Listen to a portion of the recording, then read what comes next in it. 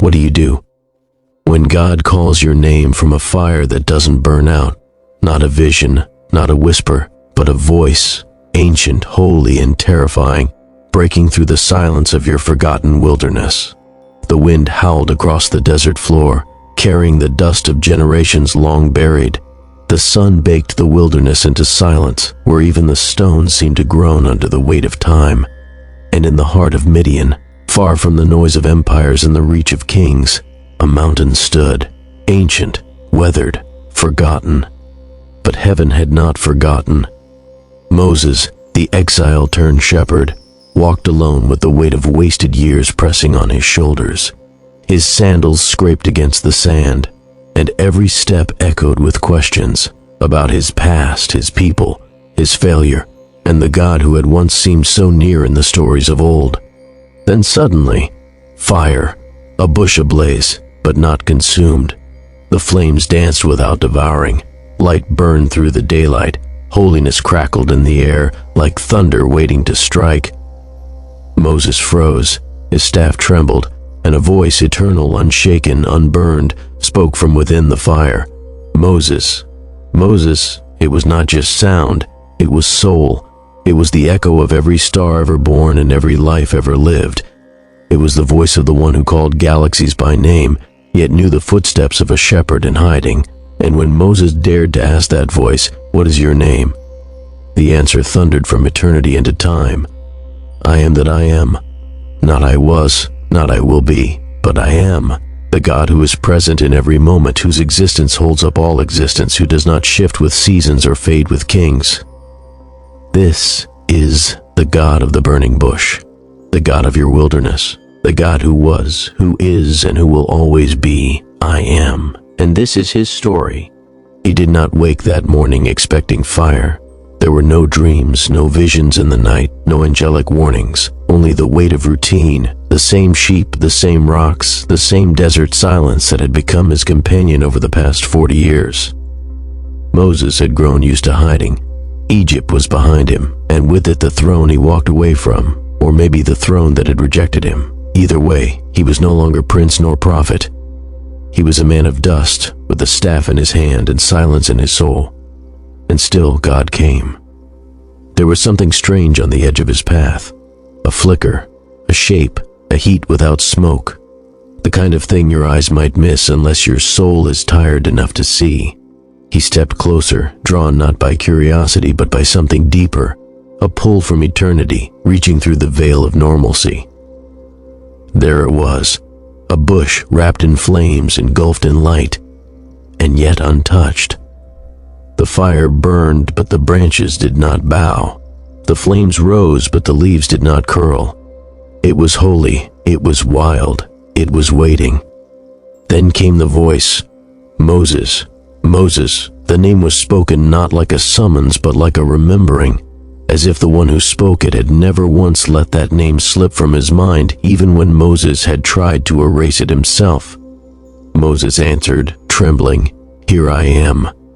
But it was not enough to simply see or speak. God was not calling him to observe. He was calling him to obey.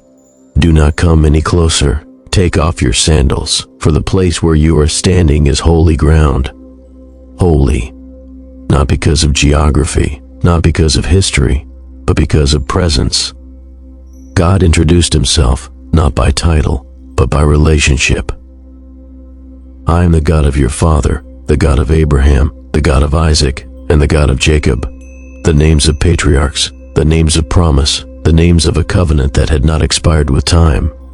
And Moses, who had stood confidently before Pharaoh in younger years, now hid his face.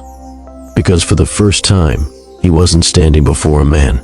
He was standing before I am. The voice spoke again. It was not fire that Moses feared now. It was the weight of mercy. I have surely seen the affliction of my people. I have heard their cry. I know their sorrows, and I have come down to deliver them. It was the heartbeat of a God who sees, who hears, who feels, and who acts. But Moses did not feel qualified. He was not eloquent, not brave, not holy. He had a past. He had blood on his hands, and yet God called him anyway. When Moses asked, trembling, Who am I that I should go?" The answer was not a motivational speech. God replied simply, "I will be with you." And that was the answer Moses didn't know he needed, that the calling had never been about who he was, but about who God is. Still unsure, Moses asked the question that echoed through all time. "When they ask me what your name is, what should I say?" The moment stood still, the flames danced, and then came a name that was not a name but a declaration of essence. "I am that I am. Tell them, I am has sent me to you, not a God of the past, not just a God of the future, but the ever-present, self-existent one, who needs no beginning, no validation, no permission. I am the voice in the fire. I am the one who sends you. I am everything you will ever need in the moment I call you." The ground was still burning, the sheep were still watching, but Moses would never be the same, because when you meet the God who says I am, you no longer define yourself by what you lack. You live by the one who lacks nothing. Long before fire touched the bush, before Moses took off his sandals, before Egypt heard the thunder of deliverance, God had already spoken. To Abraham under a night sky dusted with stars too numerous to count. To Isaac in the stillness of covenant and promise. To Jacob in a place he named Bethel, where ladders touched heaven and angels climbed through silence. "I am the God of your fathers," he had said to Moses. This wasn't just a reminder of ancestry. It was a declaration of continuity, that God does not fade between generations.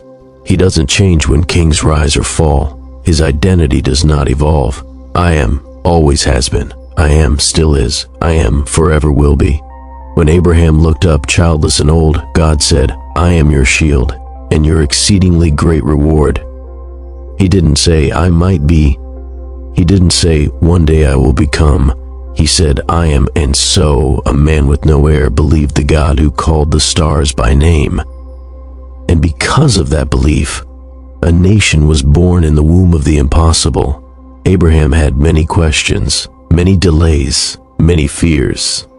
But God never introduced himself by solving every doubt. He simply said, "Walk before me. I am El Shaddai, God Almighty." Then came Isaac, quiet, obedient, a man of altars and wells. In the shadow of Abraham's greatness, Isaac discovered that God was not just his father's God, he was present for him too. "I am the God of your father Abraham," God whispered during famine and fear. "Do not be afraid, for I am with you." No title, no applause, just presence. Because I am doesn't always show up in thunder. Sometimes he comes in the still water and the planted seed. And then Jacob, restless, running, wrestling. He wasn't the obvious choice. He tricked, he lied, he grasped at what he feared he'd never deserve. But even then, God came. Jacob had no altar, just a rock for a pillow. But even in that barren place, he dreamed of ladders and angels, and a presence above it all. "I am the Lord, the God of Abraham your father, and the God of Isaac. I am with you." Jacob woke trembling. He said, "Surely the Lord is in this place, and I did not know it." Because that's the mystery of I am.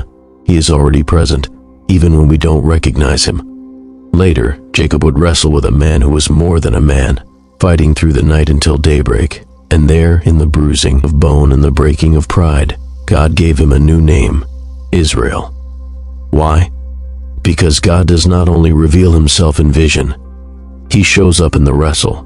He is the I am of the struggler, the limper, the one who says, "I won't let go until you bless me." This was the God of the patriarchs, the one who walked with them, not from a distance, but in the dust of their journeys, the sweat of their decisions, the tears of their waiting. And this is the name he carried into the fire when he called Moses. "I am the God of Abraham, the God of Isaac, and the God of Jacob." Not just a God of history, but a God of continuity, a God who finishes what he begins. A God who is not bound by time but enters it to reveal his name through generations. He was there when the promise was spoken.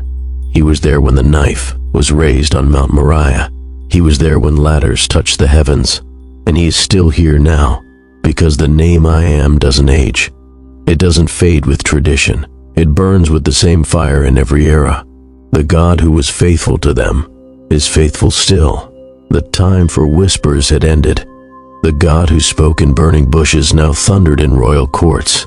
The God of Abraham, Isaac, and Jacob, silent for centuries, now unveiled his hand against a throne that dared defy him, and Egypt would know his name. When Moses entered Pharaoh's palace, he didn't come as a prince, he came as a prophet, a man who had stood barefoot before fire and lived. His voice was no longer weak, not because he had found courage, but because he now carried the weight of I am behind every word. "Let my people go," he said, not as a request, but as a command. Not in his own authority, but in the name of the one who sent him from eternity into time. Pharaoh laughed. He asked the question that echoed with arrogance. "Who is the Lord that I should obey his voice?" And heaven answered with signs that silenced empires. The Nile, the bloodline of Egypt, turned red, thick, dead. Frogs leapt from every corner of comfort. Dust became lice, as if the very earth rebelled. Flies swarmed palaces and filled the air with madness. Livestock fell. Boils broke out. Hail tore the sky apart. And in every plague, a god of Egypt was judged. For every idol that Pharaoh trusted, I am sent a reckoning. Because he was not just showing power, he was declaring identity, that you may know that I am the Lord in the midst of the land, that you may know there is none like me in all the earth, that my name may be declared in all the earth. This was not chaos, this was revelation. God was revealing himself not just to Israel but to Egypt, to the nations, to the world. And when Pharaoh's heart grew harder, God's name grew louder. In Goshen, where God's people dwelled, there was light when Egypt sat in darkness. There was peace when the land shook with terror. Because the name I am doesn't just bring judgment, it also brings distinction. The 10th plague fell like midnight thunder. The cry of Egypt rose like a storm, every firstborn gone. But in the homes marked with lamb's blood, the destroyer passed over. Because I am had spoken, when I see the blood, I will pass over you. It was the moment that eternity split history, not because of wrath, but because of redemption. The Exodus wasn't just a story of slaves walking free. It was the unveiling of the God who sees, the God who saves, the God who says, I am the Lord, your Redeemer. And when Israel finally walked out, heads high, sandals dusty, hearts racing, they weren't just leaving Egypt. They were following a God whose name had shaken the greatest empire on earth. A God who didn't just speak from fire but moved in cloud and flame. A God who wasn't only the I am of Abraham's promise, but the I am of Egypt's downfall. Because when I am speaks, nations bow, kings tremble, and the gates of bondage break. Freedom had come, but not comfort. Deliverance had arrived, but not destination. The Red Sea had split. Pharaoh's army had drowned. And yet now, the only sound was the howling wind over dry sand. This is where I am proved. He was not just the God of miracles, but the God of maintenance. Not just a God who rescues, but the one who remains. The wilderness was not a punishment, it was a process. And it was in that vast emptiness, where nothing lived on its own, that God showed what I am truly meant.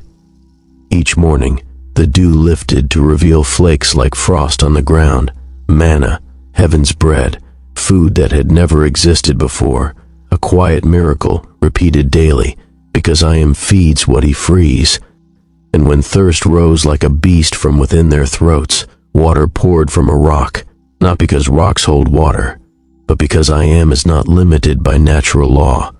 Fire by night, cloud by day, direction without GPS, shade and heat, warmth and darkness, because he didn't just save them from Pharaoh, he was saving them from themselves, from the voices of doubt, the habits of slavery, the temptation to go back, every complaint they muttered, every fear they voiced, every rebellion they tried.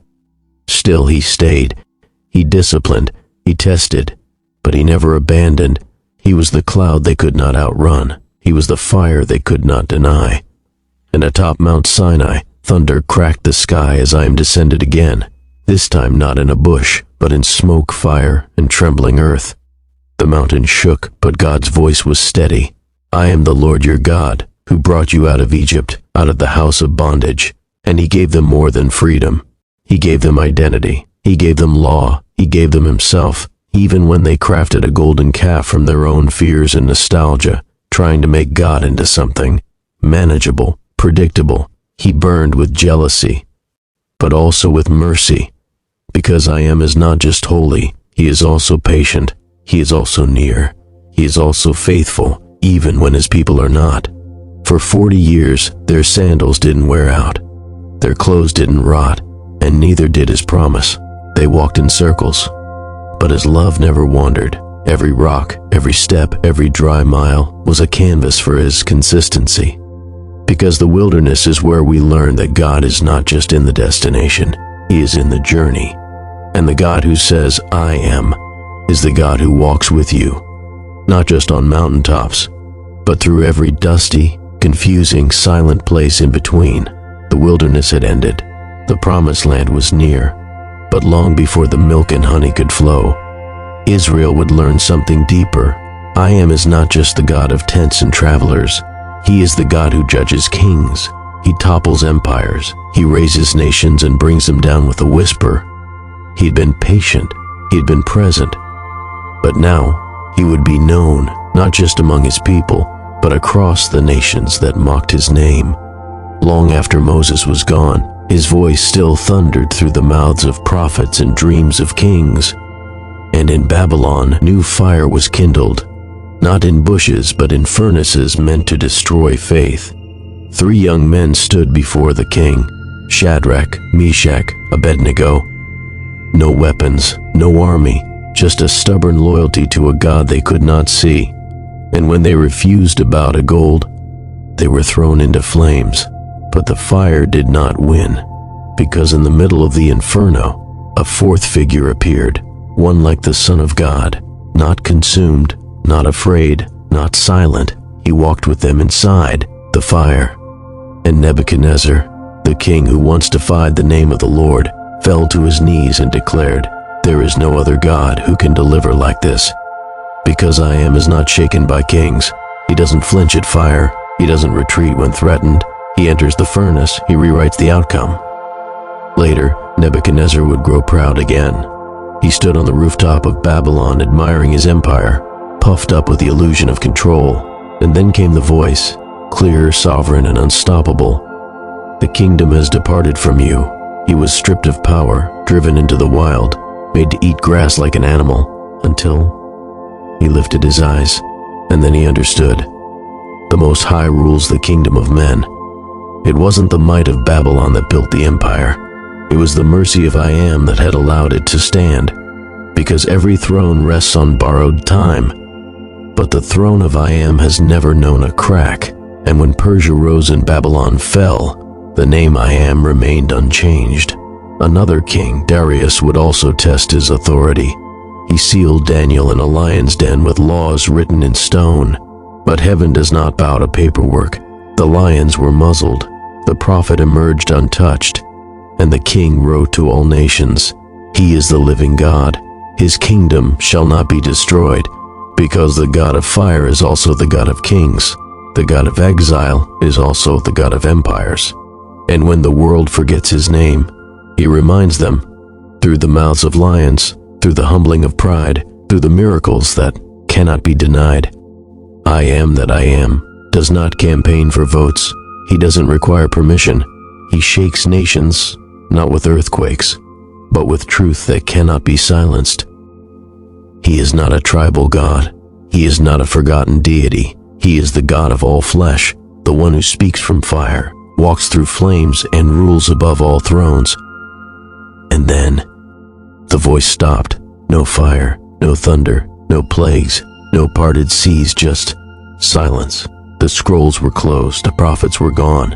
The people waited, year after year, generation after generation, telling the stories of old beside dwindling campfires and temple courts that echoed with longing. Had God forgotten them? Was I Am still I Am? Or had the name grown faint with time? They remembered the promises, a Messiah, a deliverer, a light that would shine on those walking in deep darkness. But how long must a soul wait in shadows? The kingdoms had changed. Babylon fell, Persia passed, Greece came and went. Rome now ruled with an iron grip and golden coins stamped with Caesar's image. But still, no voice from the fire. Still no burning bush. Still no deliverer. It was as if God had stepped back, not abandoning his people, but drawing history to the edge of something no one could fully name. And yet, even in the quiet, his presence lingered in the hearts of the faithful, like Simeon, who waited in the temple courts, who refused to die until he saw the promised one. In the tears of widows like Anna, who fasted and prayed for decades, knowing heaven's silence was not heaven's absence. In the prophetic memory of Isaiah's words, "Unto us a child is born, and his name shall be called Everlasting Father, Prince of Peace." Yes, the prophets had gone quiet, but the word had not died, because the great I Am does not forget his promises. Even when the world forgets how to hope, he was not absent. He was preparing the womb of a virgin, preparing a manger in a quiet town no one noticed, preparing a world that had grown tired of kings and noise and idols, preparing the greatest unveiling of his name the world would ever know. Because when I Am is silent, he's often closest. When he seems delayed, he's often building something that time cannot rush. And in that silence, he whispered to the stars, to the soil, to the spirit, "Now, it's time." He came without an army, without a crown, without a throne, just a cry and a manger, in a town too small to matter, to people too broken to dream. But heaven knew. The stars shifted, the angels sang, the earth exhaled, because I Am had stepped into skin. The one who thundered from mountains now whispered from a cradle. The fire that once consumed bushes now flickered behind human eyes. The hands that sculpted galaxies now reached for Mary's face. This was not a new God. This was not Plan B. This was I Am, wrapped in flesh and bone. In the beginning was the Word, and now the Word had a heartbeat. He grew up among carpenters in quiet streets. He felt pain, hunger, fatigue. He laughed, he wept, he bled. Not to learn what it meant to be human, but to show us what it meant to be divinely human. And when he spoke, people marveled.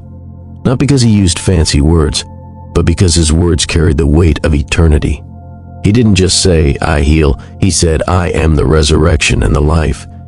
He didn't just say, "Follow me." He said, "Before Abraham was, I am." And in that moment, the crowd gasped, because they knew what he was saying. He wasn't claiming to be a prophet. He was claiming the name, the very name whispered from the bush, the name only God could bear. I Am. It was blasphemy, unless it was true.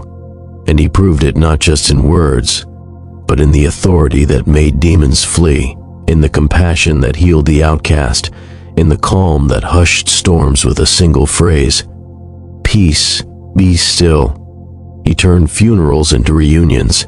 He turned sinners into saints. He turned water into wine, and shame into stories of redemption. He called himself the bread of life, the light of the world, the gate, the good shepherd, the true vine, the way, the truth, and the life.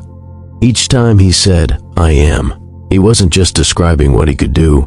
He was revealing who he had always been. And still, they rejected him, because light is beautiful, but light also exposes. And I Am does not enter a world he cannot confront. So they planned his death, and he let them, because I Am does not run from the cross. He walks toward it, not because he was weak, but because he was finishing what he started in the garden. This was the moment when I Am would prove once and for all that he was not just God above us, but God with us. The soldiers mocked him, the crowd jeered, the sky turned black, and there he was, naked, bleeding, broken, the great I Am, hanging from wood. This was not the image of power the world expected. This was not the king they wanted, but it was the king they needed, because the God who had thundered on Sinai, who had judged Pharaoh, who had fed millions in a desert, now chose to die. For the very ones who rejected him, they pierced his hands, the same hands that had formed mountains, held infants, healed blind men, and caught sinking disciples. They nailed his feet, the same feet that had walked across stormy seas and carried weary hearts through the dirt of Galilee, and above his head, a mocking sign, King of the Jews. But heaven knew what it really meant. I am. He could have called angels. He could have stopped the pain. But he stayed. He stayed because love is louder than nails, because justice demanded blood, and mercy volunteered his own. This was not a tragedy. This was a transaction, a holy exchange where sin met its match, where death tasted defeat, and where every curse whispered over humanity was silenced by one cry. It is finished, and the earth shook, not in rebellion, but in reverence. The veil tore in the temple. The division between holy and human dissolved, because I Am had made a way, not through law, not through effort, but through blood, blood that still speaks, blood that still washes, blood that still reaches the deepest stains of the human soul. And when they laid his body in the tomb, they thought the name would fade. They thought the silence would return. But on the third day, when the stone rolled back, when the grave was found empty, when death blinked in confusion, I Am stood up, not as a ghost, not as a legend, but as the living God. He walked out, not just resurrected, but reigning. He didn't just conquer death for himself, he shattered it for us all. And now the blood speaks a better word, a word that says, you are forgiven, you are free, you are mine, because the one who spoke from fire, who wrote on stone, who judged kings, who walked in flames, has now written his name in blood across your life. The cross wasn't the end. The resurrection wasn't a finale. It was the beginning of a new covenant, a new way of living, a new way of knowing God. Because now the voice that once echoed from burning bushes and thundered from mountaintops and split seas and raised the dead, now whispered from within, I am with you. He didn't leave us with stories. He left us with his spirit, not a memory, not a monument, but a presence that walks inside skin and bone. And in this generation of noise, anxiety, scrolling screens, and endless questions, I Am still speaks. To the one staring at the ceiling in the middle of the night, wondering if they matter, he says, I am your peace. To the one battling addiction, shame, or secrets too heavy to say aloud, he says, I am your freedom. To the dreamer who's tired, the mother who's unseen, the believer who's burned out, he says, I am your strength. To the one who's failed again and again, who thinks they've disqualified themselves, he says, I am your grace. To the cynic, the doubter, the one who doesn't feel anything anymore, he says, I am still here. He is not ancient, he is eternal. He is not just a name in a verse, he is the breath in your lungs. And when the world shakes, he remains. When kingdoms fall, he stays. When the future is uncertain, the money is gone, the people leave, and the prayers seem unanswered, still he says, I am, not I was, not I might be, but now, right here, still present, still powerful, still personal. You don't need a burning bush to hear him. You don't need a prophet to see him. You don't need a temple to touch him. Because now, the fire lives in you, and that fire doesn't fade. It doesn't flicker with circumstances. It doesn't dim in darkness. It is the very presence of the great I Am, living in ordinary people, doing extraordinary things through surrendered hearts. He still calls, he still sends, he still parts seas, he still shuts lions' mouths, he still walks through fire, he still saves, he still redeems. And to this generation, the generation drowning in identity crises, overwhelmed by performance, and weary from comparison, he says, you are not what the world says, you are mine. And I am. The skies will not always be silent. The world will not always spin in broken circles. The pain will not last forever. The waiting will end. Because the one who was, the one who is also the one who is to come. I am not only the God to yesterday's miracles, not only the Savior of Calvary's Hill, but the King of all eternity, who will return, not in secret, but in glory, not as the silent lamb, but as the roaring lion of Judah. The clouds will split, The trumpet will sound, the dead will rise, the nations will tremble, and every knee, every powerful knee, every proud knee, every bowed and broken knee, will fall before the throne, and every tongue will confess, not out of pressure, but because the truth will shine too brightly to deny. Jesus Christ is Lord, and when He comes, He will not ask for permission. He will not campaign for votes.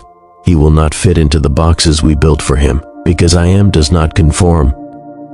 He reigns, and the story will close the same way it began, with His voice. Not just calling names from burning bushes, but calling His bride from every corner of the earth. Those who believed without seeing, those who held the line, those who refused to bow to lesser names. He will wipe every tear. He will silence every fear. He will make all things new. And in the new heavens and new earth, there will be no more confusion about identity, no more doubt about who God is, because in that city, there will be no sun or moon. His presence will be the light. There will be no temple. He will be our dwelling place. There will be no sickness. He will be our healing. And written across the hearts of the redeemed, across the gates of that city, and echoing through every corner of eternity, will be the name above all names. I am that I am. He is the Alpha and the Omega. He is the beginning and the end. He is the same, yesterday, today, and forever. The God of Moses, the God of David, the God of Daniel, the God of the cross, the God of the empty tomb, the God who lives in you, and the God who is coming again. So when the storms rage, when the world trembles, when your soul grows faint, when you forget who you are, remember who He is. I am that I am, and that name is enough.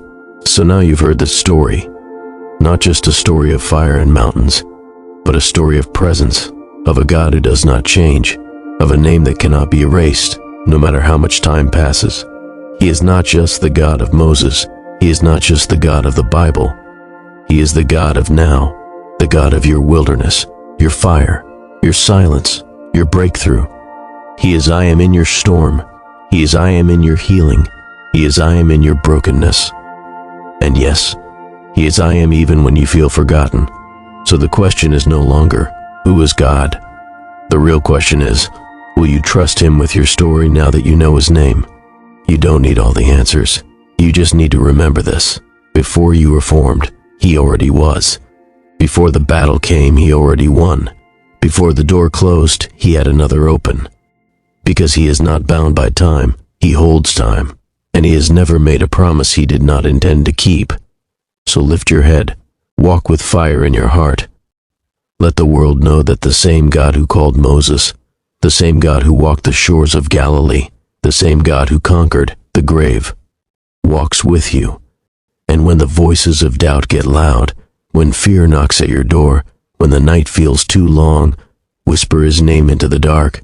I am is with me. If this message stirred something in you, don't keep it to yourself. Like the video. Comment below what part touched you most. Subscribe for more deep biblical storytelling. Share this with someone who needs to know that God still sees them, still calls them, and still is. The story of I Am doesn't end here. It continues in you.